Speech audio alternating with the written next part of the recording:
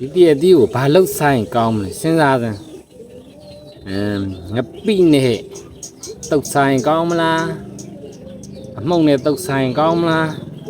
မဟုတ်ဒီကောင်းဗျာအရက်နဲ့တုတ်ဆိုင်ရောအရက်လည်းတောက်เสียမလို့တော့ဘူးအမြီးဆိုပြီးတော့တက်လည်းကြိုက်စားတယ်မလို့ဒီကောင်တုံးလုံးလေးလှီးတီးပြီးရင်သွားကြရိုးရန်လေးနဲ့ဖောက်အရက်လေးနဲ့နေဟုတ်နင်အမြီးရောအရက်ကောတရက်အရက်ဟုတ်ပါဘူးအရက်နဲ့တရက်ဆိုဒါမျိုးရောင်းဘလောက်တောက်ရအောင်ဟောဖြစ်မလဲစဉ်းစား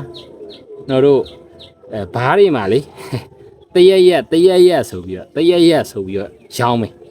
ဘယ်နဲ့လဲကိုလူတို့ဝဲကြမလားပြောကျွန်တော်ရောင်းမယ်တရက်နဲ့အရက်ကိုရောဆက်ထားတဲ့တရက်အဲ့လေးရောင်းမယ်နော်